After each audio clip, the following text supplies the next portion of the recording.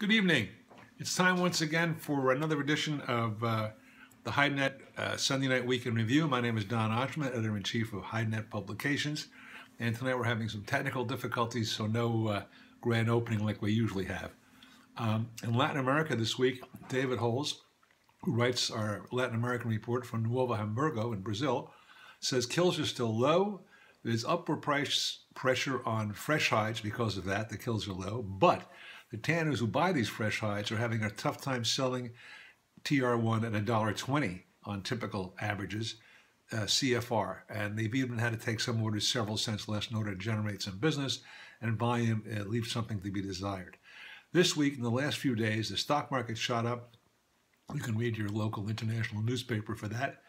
But the real appreciated 7% in just several days against the dollar, throwing everything into confusion. Argentina had prices up a little bit incrementally higher, but that was also due to currency. And there's a good story in this report on Brazilian shoe manufacturers getting an extension on China bringing in footwear into Brazil, which is a boon for these struggling shoe manufacturers in Brazil for their domestic business. In Europe, Andrea Guolo in Bologna, Italy, writes that UK 36s are steady, but EU cows are a little bit easier, some downward pressure. Calfskin are stable. There's pressure on some European bulls. This time of year, they have a very tough time with mud and manure in Europe. And tanners are very fussy and how much the weight, what's mud and manure, blah, blah, blah. So that makes things a little more difficult in that market. We have a new feature now on Iranian goat and mutton prices. If anybody's interested in that, we've got them in Hidenet. We've also been able to expand our charts and graphs in our European report, which is a very nice feature to have. Australian prices, by the way, were firm. Higher, not firm, higher, a little bit higher.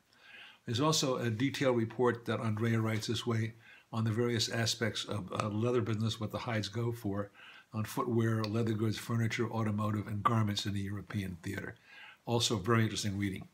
This week in leather, which we don't cover very often, but the feature this week is an exclusive interview with John Hopper, who is a director of a leather business for VF in Asia.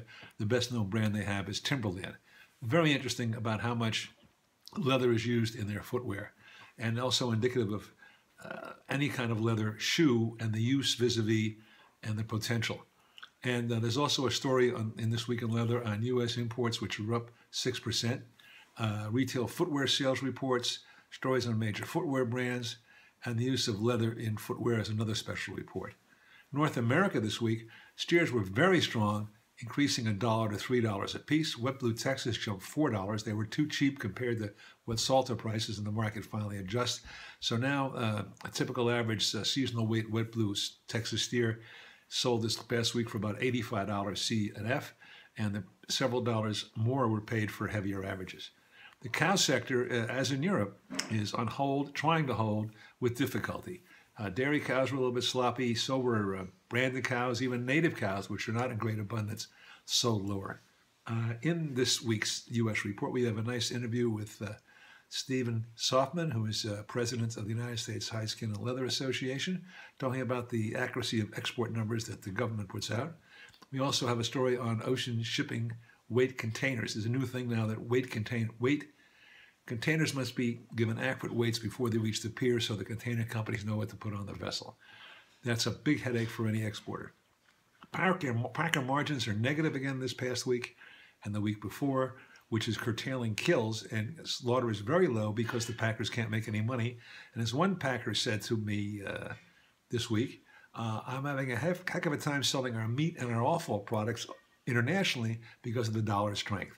So if you're in Asia and you buy a Brazilian offal or a Brazilian meat or Australian meat, it's much cheaper than American, which is losing its competitive because of the dollar competitiveness. Wet Blue shipments and the export figures released this week were up to 10%, and both sales and shipments surpassed slaughter. It's been a long time since that happened. That's all we've got in this edition. Thank you for watching. I look forward to seeing you a week from today. Thanks for watching.